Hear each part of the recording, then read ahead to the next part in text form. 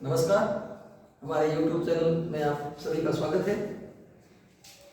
हम भारत का संविधान पढ़ रहे थे। भारत के संविधान के अंदर भाग 1 से लेकर 4 तक 4A तक हमने कल पढ़ लिया था और आज आप पढ़ेंगे भाग 5 जो अनुच्छेद 52 से लेकर 151 तक है। लगभग 100 से अधिक इसमें अनुच्छेद है और इसका विषय क्या है? संघ। इसका विषय क्या है? संघ। संघ के अंदर क्या क्या आते हैं?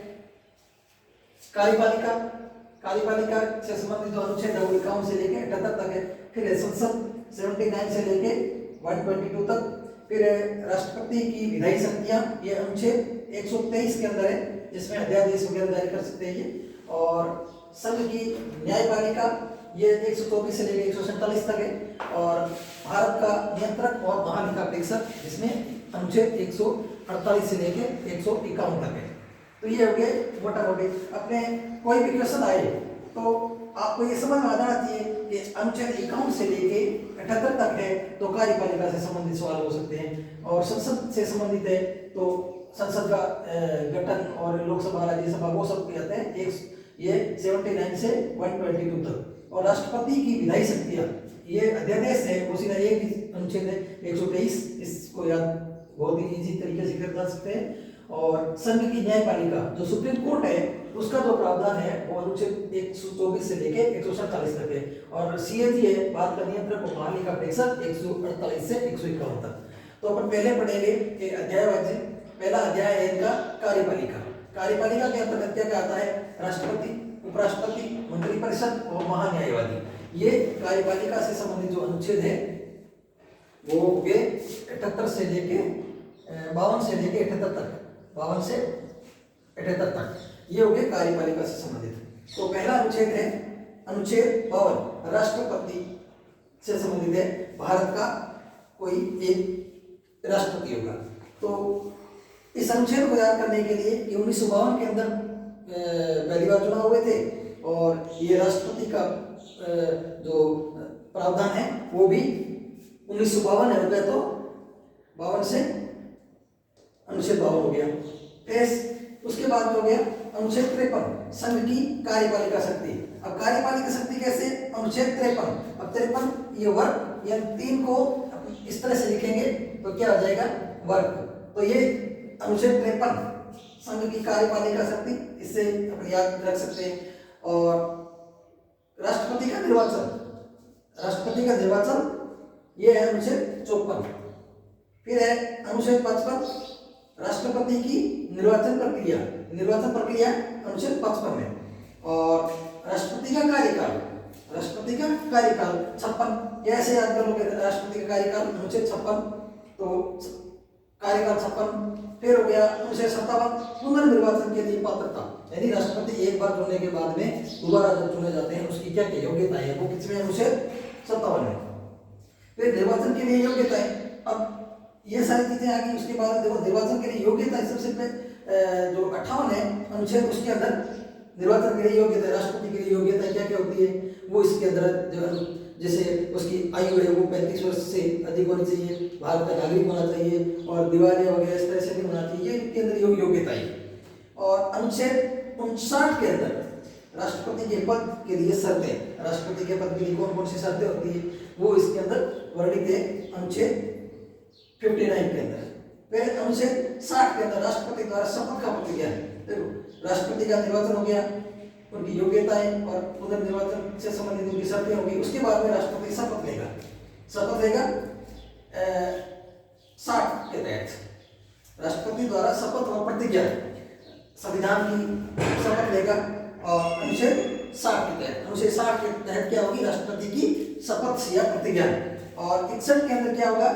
राष्ट्रपति पर महाभियोग। अगर राष्ट्रपति को हटाना है या किसी भी तरीके से अगर मान लो संसद चाहती है भाई हम इनको हटाएं या इस तरह इनके खिलाफ कार्रवाई करें तो महाभियोग द्वारा इनको हटाया जा सकता है। तो वो अनुच्छेद किसमें है? अनुच्छेद 61 में। और अनुच्छेद 62 के अंदर है पद रिक्ति पर निर्वाचन और नए का कार्यकाल। यानी अगर मान लो पद रिक्त हो जाता है, राष्ट्रपति की मृत्यु हो जाती है या पद त्याग देता है या वो हटा दिया जाता है तो नया जो राष्ट्रपति बनता है उसके पद और निर्वाचन के बाद में नया कार्यकाल कितना होगा? उनका पूरा 5 साल होगा। यानी नया राष्ट्रपति जो भी चुना जाएगा तो उसका कार्यकाल क्या होगा, पूरा 5 साल होगा। वही जिस तारीख से वो बना है उस तारीख से उसका कार्यकाल 5 साल का होगा।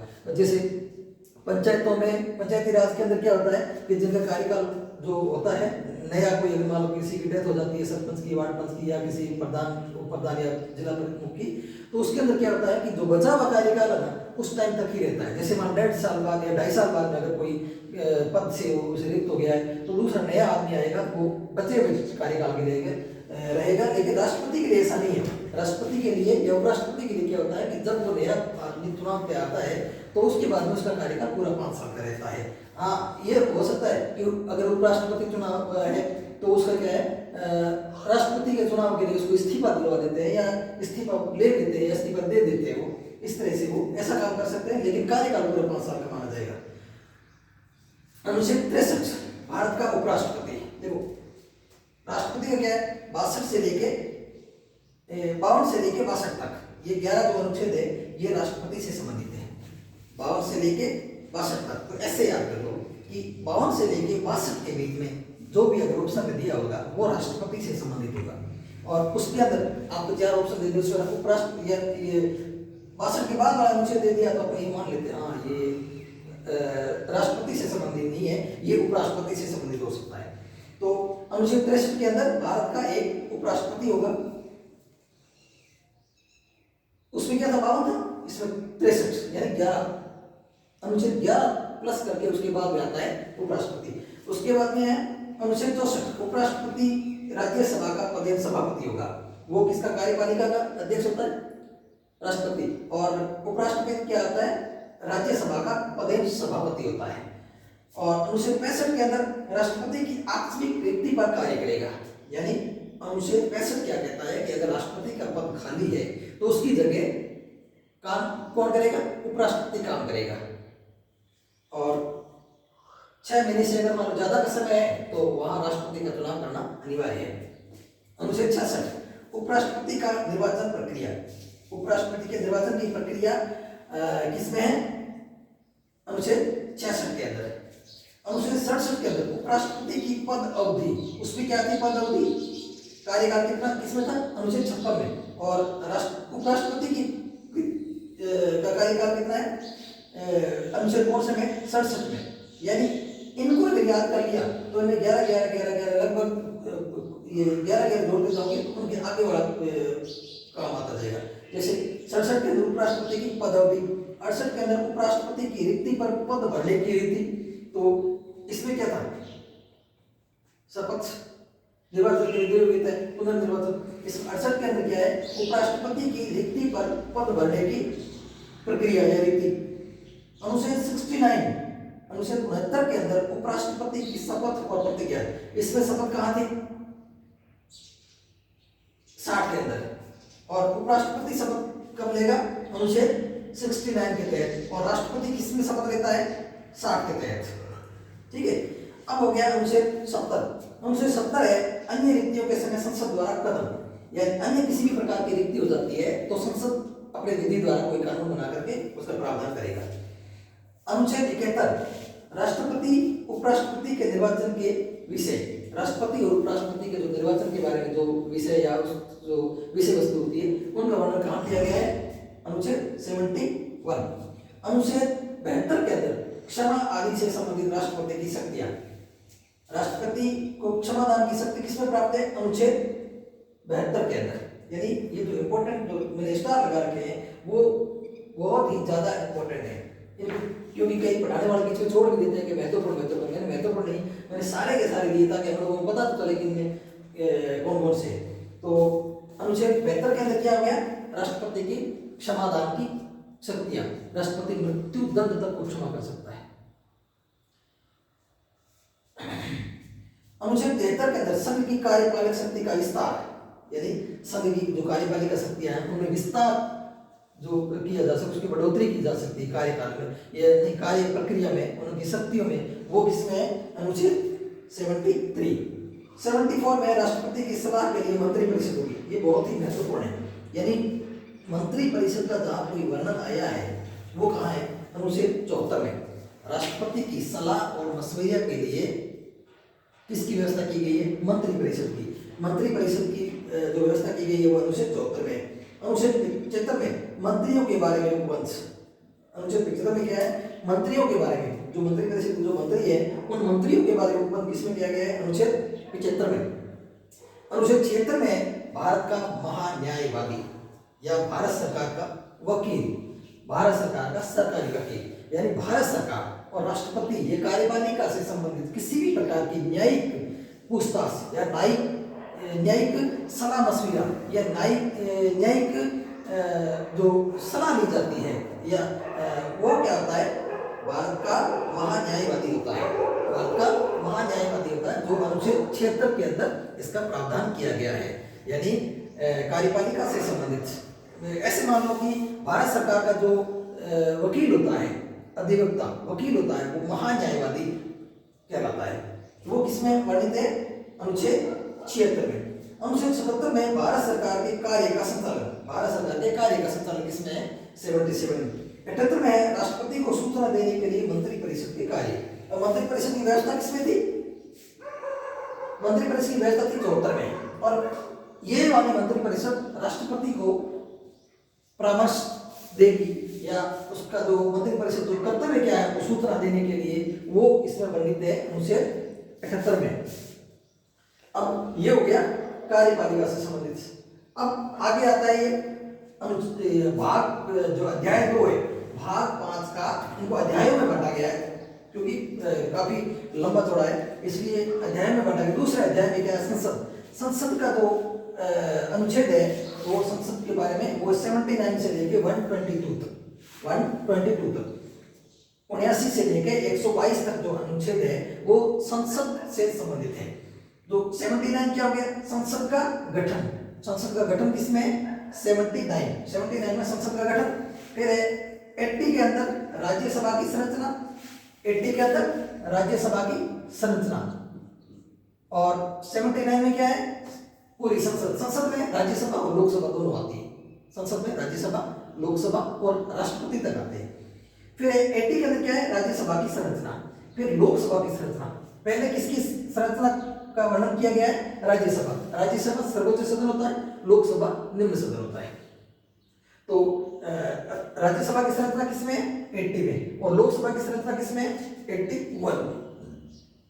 फिर प्रत्येक जनगणना पर पुनः समायोजन, यानी हर 10 साल में जो जनगणना होती है उसमें लोकसभा सीटों का कौन सा क्षेत्र रखना है, कितना बढ़ाना है, कितना घटाना है, किसमें समायोजन करना है, ये सारा का सारा वर्णन किसमें है? अनुच्छेद 82 के अंदर। हर 10 साल बाद में जनगणना होती है। इस साल भी जनगणना हुई है, कोरोना काल हुई नहीं है, कोरोना काल की वजह से देरी से चल रही है। तो 83 में सदनों की अवधि, अनुच्छेद 83 के अंदर सदनों की अवधि कितनी थी? 5 साल की। 5 साल की लोकसभा की और राज्यसभा की होती है 6 साल के लिए। तो सदनों की अवधि है इसमें 83 में। 84 के अंदर संसद की सदस्यता हेतु योग्यता, संसद के सदस्य कौन होते हैं? एमएलए एमपी जो होते हैं उनकी सदस्यता होती जो योग्यता होती है वो इसमें वर्णित है। किसमें? 84 में। फिर अनुच्छेद 85 संसद के सत्र और सत्रावसान और विघटन की संसद के जो सत्र चलते हैं ना, संसद कौन कौन से सत्र हैं? देखो, बजट सत्र होता है, शीतकालीन सत्र होता है और ये जो सत्र होते हैं ग्रीष्मकालीन सत्र। तो ये क्या होते हैं?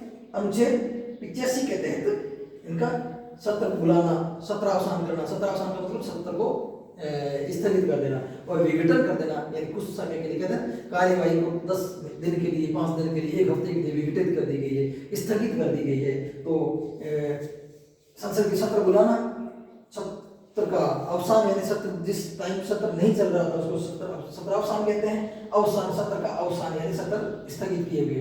और विघटन मतलब है सत्र चल रहे थे उसको विघटित कर देना या उसको टाल देना। ये किसमें बहुत ही महत्वपूर्ण है। बजट सत्र वगैरह जो चलते हैं, ग्रीष्मकालीन सत्र है और शीतकालीन सत्र है, उस किसमें होते हैं? अनुच्छेद 85 में। अनुच्छेद 86 के अंदर सदनों में अभिभाषण की शक्ति, राष्ट्रपति की शक्ति। अनुच्छेद 86 के अंदर राष्ट्रपति जो बजट के अंदर या नए साल जो लगता है उस टाइम ये अपना अभिभाषण देता है राष्ट्रपति, तो वो किस में वर्णित है? अनुच्छेद 86 में। अनुच्छेद 87 में विशेष अभिभाषण, विशेष अभिभाषण साल में जैसे मान लो एक तो ये चुनाव से पहले जो चुनाव होता है उस टाइम, और उसके बाद में ये जो बजट सत्र होता है उस टाइम विशेष जो अभिभाषण होते हैं वो देता है। और 88 के अंदर, अनुच्छेद 88 के अंदर सदनों के बारे में मंत्रियों और महान्यायवादी के अधिकार, यदि सदन कौन से होते हैं? लोकसभा और राज्यसभा से संबंधित मंत्रियों और जो महान्यायवादी होता है अनुच्छेद 76 के तहत जिनका प्रावधान है, उनके जो क्या क्या अधिकार हैं, उनमें किसको वोट देने का अधिकार होता है, किसमें बैठक में भाग लेने का अधिकार होता है, और इस तरह से अधिकार सदनों के बारे में मंत्रियों और महान्यायवादी का अधिकार। मंत्री तो लोकसभा और राज्यसभा के सदस्य होते हैं, वो तो वोट देते हैं, लेकिन महान्यायवादी वोट नहीं देते हुए भी बैठक में भाग ले सकता है, भाग लेने की शक्ति होती है, उसमें भाग लेने की छूट होती है। अब आता है सदन के अधिकारी। सदन के अधिकारी कौन कौन से होता है?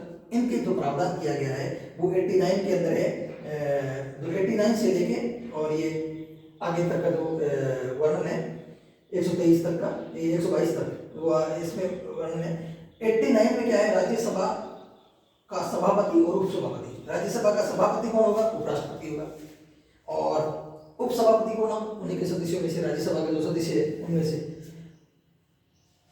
90 के अंदर, अनुच्छेद 90 के अंदर उपसभापति की पद रिक्ति, पद त्याग और हटाना, यानी उपसभापति जो होता है उनको हटाना, और इनकी वर्णन किसमें है? अनुच्छेद 90। अनुच्छेद 51 में सभापति और उपसभापति की शक्तियां, सभापति और उपसभापति की शक्तियां किसमें है?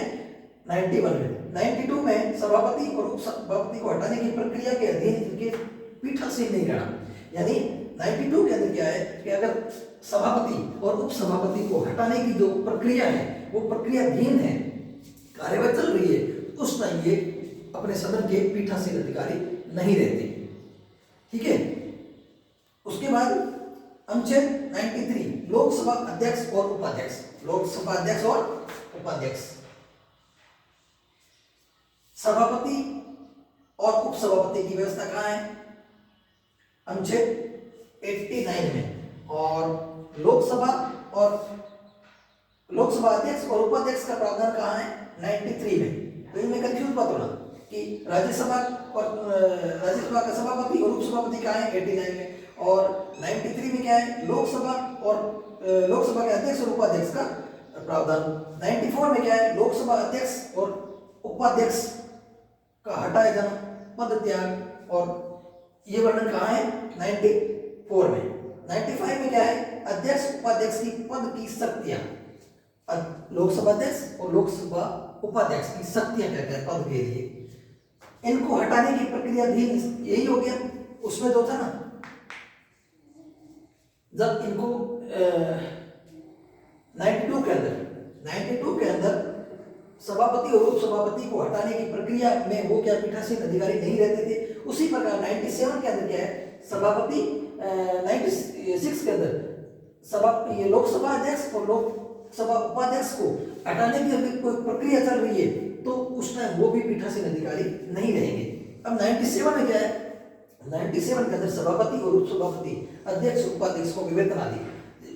97 के अंदर ये बहुत ही महत्वपूर्ण है। 97 क्या है? लोकसभा अध्यक्ष, राज्यसभा अध्यक्ष और इन दोनों के उपाध्यक्ष, इनके वेतन भत्तों का जो प्रावधान है वो किसमें है? वो है अनुच्छेद 97। अब है संसद का सचिवालय। 98 के अंदर संसद का सचिवालय, इनका वर्णन किया गया है।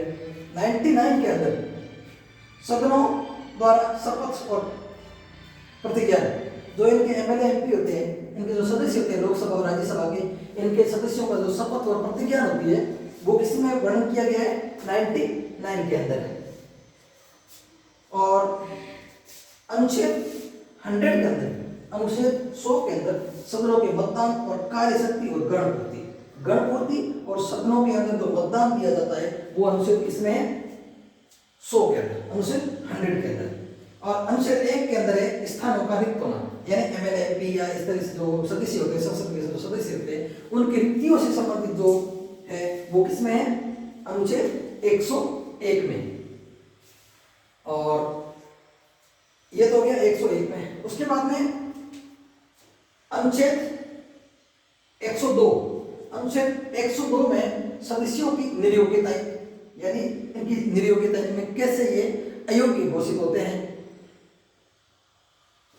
अनुच्छेद 103 निरयोग्यताओं पर विनिश्चय, ये योग्य है या नहीं है, इनका निश्चय कौन करेगा? इनका निश्चय करेगा ये संसद करेगी। उनके बारे में वर्णन क्या है? अनुच्छेद 103 के तहत। और 104 में सदस्यता और प्रतिज्ञा बिना मत देने पर दंड, यानी कोई भी सदस्य, अनुच्छेद 104 में क्या है कि कोई भी सदस्य अगर उसने शपथ नहीं ली है, प्रतिज्ञा नहीं किया है और उसका चुनाव नहीं हुआ है, तो वो बैठक में भाग लेने पर उनसे संबंधित जो दंड दिया जाता है, उन पे जो सजा दी जाती है या उन पर फाइन लगाया जाता है, उनका वर्णन कहाँ है? 104 में। यानी अगर वो बिना सदस्य रहते हुए सदन की कार्यवाही में भाग लेता है तो उसको ऐसे मानो 104 रुपये दंड दिया जाता है। 104 सदस्य इनकी प्रतिज्ञा देने मत देने पर अधिकार, हालांकि इसमें तो है 500 रुपये दंड होता है इसका। तो अपने को याद करने के लिए क्या मानना है? ये 500 रुपये मिलता है, कितना दंड देता है ये कोई नहीं पूछता, लेकिन अपने ये याद रखने का ये तरीका है कि 104 रुपये दंड दिया जाता है अगर कोई सदस्य नहीं है उसमें भाग ले लेता है तो। सदनों और सदस्य समितियों के विशेष अधिकार, सदनों, लोकसभा, राज्यसभा, एमएलए, एमपी और इनकी जो समितियां बनी, विशेष अधिकार समितियां बनी होती है, उन समितियों का जो अधिकार है, विशेष अधिकार है, वो इसमें वर्णित है अनुच्छेद 105 में। अनुच्छेद 106 में सदस्यों के वेतन भत्ते, अनुच्छेद 106 में सदस्यों के वेतन भत्ते। सदस्यों के वेतन भत्ते किसमें? अनुच्छेद 106 में। और राज्यसभा के जो सदस्य थे उनके वेतन भत्ते किसमें थे? सभापति सूत्र देखिए, इसमें देखो वेतन भत्ते 97 में लोकसभा अध्यक्ष, उपाध्यक्ष और सभापति, उपसभापति, इनके वेतन भत्ते किसमें थे? 97 में। और जो लोकसभा के सदस्य हैं, हालांकि सदस्य ये भी होते हैं, लेकिन इनके अध्यक्ष या सभापति, उपसभापति चुने जाने के बाद इनका वेतन अनुच्छेद 97 के तहत इनकी विशेष जो सुविधाएं होती है उनको मिला करके 97 के अंदर इनकी व्यवस्था की गई है। और एमएलए, एमपी के जो सदस्य होते हैं, सदनों, दोनों सदनों के जो सदस्य हैं, उनके वेतन भत्ते का वर्णन कहाँ किया गया है? अनुच्छेद 106 में। 107 में विधेयकों का पूर्व स्थापित करना, यानी अगर एक बार राष्ट्रपति वापिस भेज देता है तो उनको दोबारा वापस भेजने के लिए क्या क्या प्रावधान है, या राष्ट्रपति से पहले जो अनुमति ली जाती है सदन में स्थापित करने से पहले, या कोई भी विधेयक पारित करने से पहले या प्रस्तुत करने से पहले राष्ट्रपति की पूर्व अनुमति ली जाती है, या राष्ट्रपति जब वापस भेज देता तब क्या प्रावधान है? वो क्या है? विधेयकों का पूर्व स्थापित शक्तियां। अब दोनों सदनों की संयुक्त बैठक, ये बहुत ही महत्वपूर्ण है, ये बहुत ही महत्वपूर्ण है। अनुच्छेद 108, इसके तहत सदन, दोनों सदनों में अगर मान लो किसी प्रकार का मतभेद हो जाता है या कोई कारण होता है तो दोनों सदनों की संयुक्त बैठक होती है। वो किसमें होती है? संयुक्त बैठक अनुच्छेद 108 के तहत। 109 के तहत है धन विधेयकों के संबंध में विशेष प्रक्रिया, धन विधेयकों के संबंध में विशेष प्रक्रिया।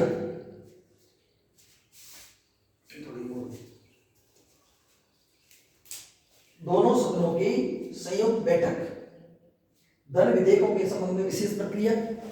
और अनुच्छेद 110 के तहत क्या है? धन विधेयकों की परिभाषा दी गई है। यह भी बहुत ही महत्वपूर्ण है। 109 अनुच्छेद 107 के तहत, अनुच्छेद 107 के तहत क्या है? विधेयकों को पूर्व स्थापित करना, यानी राष्ट्र विधेयक को स्थापित करने से पहले राष्ट्रपति की इसमें अनुमति ली जाती है या लेनी चाहिए। और दूसरा, संसद अगर मान लो संसद के जो भेजती राष्ट्रपति को, तो कोई विधेयक भेजती है, राष्ट्रपति पुनः विचार के लिए भेज देता है, उनसे संबंधित दोनों सदनों की शक्तियां, ये किसमें है? अनुच्छेद 107 में। अनुच्छेद 108 बहुत ही महत्वपूर्ण है। दोनों सदनों की संयुक्त बैठक, अगर दोनों सदनों में कोई मतभेद हो जाता है तो, या फिर कोई दूसरा कारण होता है, कोई विशेष कारण होता है, तो दोनों सदनों की जो संयुक्त बैठक है वो बुलाई जाती है। और अनुच्छेद 109 में धन विधेयकों के संबंध में विशेष प्रक्रिया, धन विधेयकों के संबंध में विशेष प्रक्रिया, और अनुच्छेद 110 के अंदर इसी धन विधेयक की परिभाषा दी गई है। अनुच्छेद 111 में विधेयकों की अनुमति, विधेयकों की अनुमति जो है वो 111 के तहत वर्णित है। और अनुच्छेद 112 ये बहुत ही महत्वपूर्ण है, इसको वार्षिक वित्तीय विवरण यानी बजट, बजट का सीधा सीधा नाम संविधान के अंदर नहीं लिखा हुआ है। बजट एक वार्षिक वित्तीय विवरण होता है, पूरे साल का वार्षिक वित्तीय विवरण होता है। तो अनुच्छेद 112 के अंदर अपन जो बजट पेश करते हैं ना, 112 कहते हैं, संसद जो केंद्र सरकार जो बजट पेश करती है वो संविधान के अनुच्छेद 112 के तहत करती है। अनुच्छेद 113 संसद में प्राक्कलनों से संबंधित प्रक्रिया, संसद के प्राक्कलनों के अनुमान तो लगाए जाते हैं, जो बजट से संबंधित या कार्य प्रक्रिया से संबंधित प्राक्कलन किए जाते हैं वो किसमें है, अनुच्छेद 113 के अंदर। अनुच्छेद 114 के अंदर ये ऑप्शन के अंदर या मैच करने के अंदर हमेशा आ जाते हैं 114, 115 और 116 और 117। तो ये क्रम वाइज आप याद कर लो कि 114 में क्या है, विनियोग विधेयक, विनियोग विधेयक यानी विनियोग विधेयक संबंधित किससे है, 114 से। और 15 के अंदर अनुपूरक, अतिरिक्त और अधिक अनुदान, यानी कभी किसी बजट में कमी हो जाती है, पैसों की कमी हो जाती है उससे, या कोई अतिरिक्त कोई बजट लिया जाता है या पास किया जाता है, तो ये होता है किसी की पूर्ति के लिए। जैसे ये हो गया अनुच्छेद 115 में अनुपूरक, अतिरिक्त और अधिक अनुदान। और 16 के अंदर लेखानुदान, प्रत्यानुदान, अपवादानुदान, ये बजट से पहले अगर मान बजट बनाने में कोई लागू होने में बहुत टाइम लग रहा है तो उससे संबंधित 2 महीने का इस तरह से लेखानुदान ये प्रस्तुत किया जाता है, कई बार सरकार ने किया भी है। फिर अनुच्छेद 117 वित्त विधेयकों के बारे में जानकारी, धन विधेयक किसमें था, 110 में, वित्त विधेयक किसमें था, 117 में। 118 में संसदीय प्रक्रिया के नियम, संसदीय जो प्रक्रिया है उसके नियम किसमें, अनुच्छेद 118 में। 119 में संसद के वित्तीय कार्य प्रक्रिया का विनियोजन, संसद के वित्तीय कार्य का विनियोजन किसमें होता है, अनुच्छेद 119 में। 120 में संसद में प्रयोग की जाने वाली भाषा, अनुच्छेद 120 में क्या है, संसद में प्रयोग की जाने वाली भाषा, भाषा कौन सी, भारत में जो संसदीय कार्य प्रणाली है उसके अंदर किन किन भाषाओं में काम किया जाता है या नियम विनियम बनाए जाते हैं, इंग्लिश और हिंदी दोनों में। फिर है संसदीय कार्य के नियम 120 हो गया। 121 के अंदर संसद के चर्चा पर निर्बंधन, ये संसद में जो चर्चा है वो कहीं बाहर नहीं की जा सकती, वो संसद के अंदर ही होगी, बाहर करना निर्बंधन है। अनुच्छेद 122 न्यायालय के संसद के कार्यों की जांच नहीं करेगा, यानी कोई भी न्यायालय संसद की जो कार्यवाही है या संसद जो कार्य करता है उनकी जांच करने का काम न्यायालय नहीं करेगा, यानी संसद जो काम करेगा उसकी जांच न्यायालय नहीं कर पाएगा, सुप्रीम कोर्ट, हाई कोर्ट, कोई न्यायालय जांच नहीं कर पाएगा कार्यवाही का। अब है विधेयक, राष्ट्रपति की विधायी शक्तियां, इसके अंदर ये बहुत ही महत्वपूर्ण है, ये राष्ट्रपति की विधायी शक्ति, इसमें राष्ट्रपति जो है, राष्ट्रपति वो अध्यादेश जारी कर सकता है, अध्यादेश जारी करके अगर मान लो संसद नहीं चल रही होती, संसद के दोनों सदन या कोई एक सदन नहीं चल रहा होता है, तो राष्ट्र कोई अगर किसी देश के हित में कोई कानून बनाना पड़ता है तो राष्ट्रपति अध्यादेश ला करके वो कानून बना सकता है। इसकी जो दोबारा इसको पास कराने की जो प्रक्रिया होती है वो संसद के दोनों सदन जब बैठ जाते हैं तो उसके 1.5 महीने या 6 सप्ताह के भीतर उनको पारित कराना पड़ता है। तो ये हो गया विधायी शक्तियां। अब है संघ की न्यायपालिका, संघ की न्यायपालिका से संबंधित अनुच्छेद 124 से लेके 147 तक है। तो इसमें 124 में सुप्रीम कोर्ट की स्थापना, सुप्रीम कोर्ट की स्थापना या गठन, अनुच्छेद 124। अनुच्छेद 125 में जजों का वेतन, जजों के वेतन पेमेंट वगैरह जो जजों को दिए जाते हैं वो किस, इसका वर्णन कहाँ पे, 125 में। और 126 में है कार्यकारी सीजेआई की नियुक्ति, यानी कार्यकारी मुख्य न्यायाधीश की नियुक्ति किसमें की जाती है? अनुच्छेद 126 में। और अनुच्छेद 127 में तदर्थ जजों की नियुक्ति, ऊपर तो गया कार्यकारी जजों की, कार्यकारी मुख्य न्यायाधीश की नियुक्ति, और 127 में क्या हो गया? तदर्थ एडोक पर जो जज लगाए जाते हैं कार्य पूर्ति के लिए, काम का बोझ ज्यादा है तो कुछ जजों की नियुक्ति की जा सकती है, वो है 127 में। 128 में सुप्रीम कोर्ट की बैठकों में रिटायर्ड जजों की उपस्थिति, यानी सुप्रीम कोर्ट के जो बैठक होती है उनमें जो रिटायरमेंट होते हैं, सेवानिवृत्त जो न्यायाधीश होते हैं, उनकी उपस्थिति का प्रावधान कहाँ है? अनुच्छेद 128 में। अनुच्छेद 129 में, अनुच्छेद 129 में क्या है? सुप्रीम कोर्ट का अभिलेख न्यायालय होना, यानी सुप्रीम कोर्ट के जो अभिलेख न्यायालय होने का मतलब ये है कि सुप्रीम कोर्ट के अंदर जो निर्णय दिए गए हैं वो साक्ष्य के रूप में या वो एक एफिडेविट के रूप में किसी भी न्यायालय में, उसके निम्न न्यायालय में या उससे अधीनस्थ जो भी न्यायालय है उनमें एक एफिडेविट के रूप में काम में लिया जा सकता है, यानी कि ये न्यायालय, ये निर्णय सुप्रीम कोर्ट के अंदर दिया गया है इसलिए अधीनस्थ न्यायालयों में भी मान्य होगा, यानी एक शपथ के रूप में, एक एफिडेविट के रूप में, एक अधिकार के रूप में ये क्या है? एक अभिलेख रखा जाता है, यानी कि इनका निर्णय सब जगह मान्य होता है। फिर 130 के अंदर सुप्रीम कोर्ट का स्थान, अनुच्छेद 130 के अंदर सुप्रीम कोर्ट का स्थान कहाँ होगा? समय समय पर संसद या विधायी जो अधिकारी होते हैं वो तय करते हैं कि इनका मुख्यालय कहाँ होगा। वर्तमान में कहाँ है इनका मुख्यालय सुप्रीम कोर्ट का? दिल्ली। कहाँ पे है? नई दिल्ली में इसका सुप्रीम कोर्ट का हेडक्वार्टर है। इनको चेंज भी किया जा सकता है, संसद चेंज कर सकती है। फिर अनुच्छेद 131 के अंदर सुप्रीम कोर्ट की आरंभिक अधिकारिता, आरंभिक अधिकारिता। फिर 132 के अंदर सुप्रीम कोर्ट की अपीलीय अधिकारिता। अनुच्छेद 133 के अंदर हाई कोर्ट से संबंधित अपीलीय अधिकारिता, सिविल कार्यों से संबंधित। और 134 के अंदर हाई कोर्ट से संबंधित दांडिक अधिकारिता, यानी पिनल कोर्ट से संबंधित। और अनुच्छेद 135 में फेडरल कोर्ट की अधिकारिता, अनुच्छेद 135 में फेडरल कोर्ट की अधिकारिता। 136 में अपील के लिए सुप्रीम कोर्ट की इजाजत। 136 में क्या है? अपील के लिए कोई भी अपील की जाती है तो सुप्रीम कोर्ट की अनुमति का वर्णन है। और निर्णयों का पुनरावलोकन, अनुच्छेद 137 के अंदर सुप्रीम कोर्ट अपने निर्णयों का, जो निर्णय दिया गया है या हाई कोर्ट निचले न्यायालयों का जो निर्णय दिया गया है उनका पुनरावलोकन, अपने ही निर्णयों का पुनरावलोकन करने की शक्ति किसमें है? अनुच्छेद 137 में। और अनुच्छेद 138 में क्या है? सुप्रीम कोर्ट के अधिकारिता में वृद्धि करना, सुप्रीम कोर्ट के जो अधिकार है उनमें बढ़ोतरी करना, उसमें वो किसमें है? अनुच्छेद 138 में। अनुच्छेद 139 में रिट का अधिकार है, जो 5 प्रकार की रिट लगाई जाती है। अनुच्छेद जो 32 के अंदर जो अपने मूल अधिकारों में पढ़ा था, संवैधानिक उपचारों का अधिकार, उनमें 5 प्रकार की जो रिटें होती है उनके अधिकार इसमें अनुच्छेद 139 में सुप्रीम कोर्ट को दी गई है।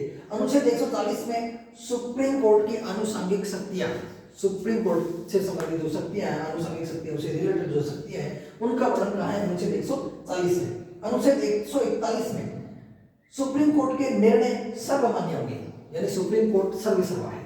न्यायिक प्रक्रिया में या न्यायिक परिपाटी में सबसे सर्वोच्च कौन है? भारत में सबसे सर्वोच्च कौन है? सर्वोच्च न्यायालय। उनके निर्णय वो सब जगह मान्य होंगे। फिर अनुच्छेद 142 डिक्री, आदेश आदि का प्रकटीकरण, यानी जो सुप्रीम कोर्ट जो है वो निर्णय लेती है, डिक्री जारी करती है, वो क्या है? उनका प्रकटन या उनका छपवाना, उनको लिखित रूप में रखने का प्रावधान कहाँ है? अनुच्छेद 142 के अंदर। अनुच्छेद 143 के अंदर सुप्रीम कोर्ट से राष्ट्रपति का परामर्श। अब सुप्रीम कोर्ट राष्ट्रपति से परामर्श लेगा, वो कहाँ है? अनुच्छेद 143 के अंदर।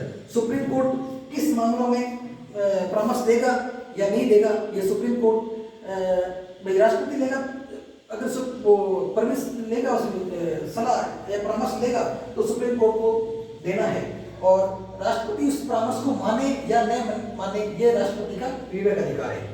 अनुच्छेद 144 के अंदर सुप्रीम कोर्ट की सहायता के लिए अधिकारी, सुप्रीम कोर्ट के सहायता के लिए अधिकारी कौन कौन से होंगे? जो इनका वर्णन कहाँ किया गया है? अनुच्छेद 144 में। अनुच्छेद 145 में सुप्रीम कोर्ट के नियम आदि, सुप्रीम कोर्ट से संबंधित जो नियम कायदे वगैरह होते हैं वो किसमें वर्णित है? अनुच्छेद 145 में। अनुच्छेद 146 के अंदर अधिकारी और इनके जो लोक सेवक और जो उनका खर्चा होता है उनका वर्णन कहाँ है? अनुच्छेद 146 में। और 147 के अंदर निर्वचन है।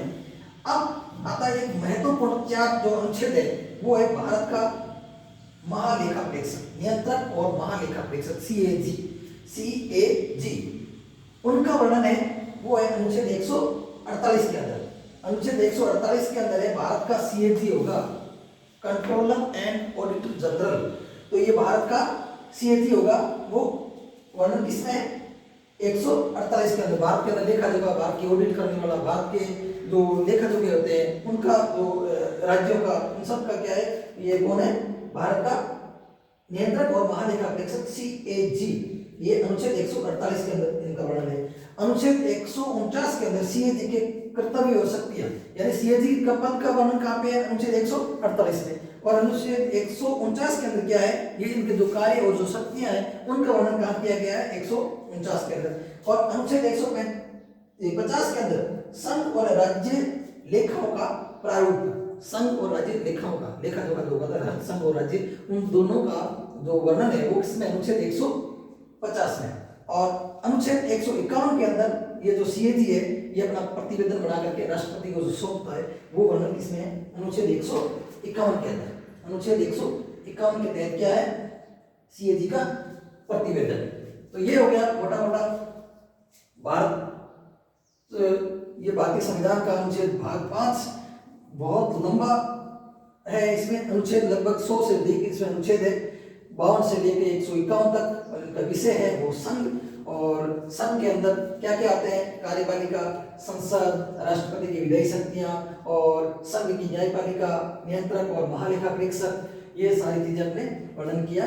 इसलिए ये अभी मोटा मोटी आपको मैं परिचय करा रहा हूँ, ऐसा परिचय करा रहा हूँ जिसमें विद्यार्थी, प्रतियोगी परीक्षा देने वाले और जो भी सामान्य व्यक्ति है, जो भारत का निवासी है, चाहे वो छोटे से लेके, यानी जो 5 साल का बच्चा जो बोलना सीख जाता है वहां से लेके 80-90 साल तक के व्यक्ति तक के लिए ये संविधान बहुत ही जरूरी है। क्योंकि हम भारत में रहते हैं और भारत का सबसे जो विस्तृत और सबसे जो महत्वपूर्ण जो दस्तावेज है वो सिर्फ और सिर्फ क्या है? भारत का संविधान। और हर चीज भारत के संविधान में ही समाहित है। हमारे अधिकार, हमारे कर्तव्य, हमारे नीति निजी तत्व और हमारे जितने भी अधिकार और हमारे जो चीजें हैं वो सारी की सारी भारतीय संविधान में समाहित है। इसलिए हमें संविधान को, मैं बार बार कह रहा हूँ कि संविधान को हर घर तक पहुंचाओ। ये इतनी सरल भाषा के अंदर मोटा मोटा मैं कर रहा हूँ, और इससे विस्तृत रूप में आगे जब RS प्री और मेंस की जो क्लासेस चालू हो जाएगी उसके बाद में इनको और ज़्यादा इस तरह से बताएंगे, वो विद्यार्थी इनका लाभ उठा सकते हैं। इसलिए फिर मैं कहता हूँ कि इसको कोई भी व्यक्ति 5 साल से लेके 90-100 साल तक का व्यक्ति पूरा सुने, फिर इसको अपने लोगों तक शेयर करें और इसको सब्सक्राइब करना न भूलें, ताकि हमारा भी हौसला बना रहे और आपको नए नए वीडियो मिलते रहे। इसलिए आप बेल आइकन का बटन दबाना भी ना भूलें। इसी के साथ धन्यवाद, नमस्कार।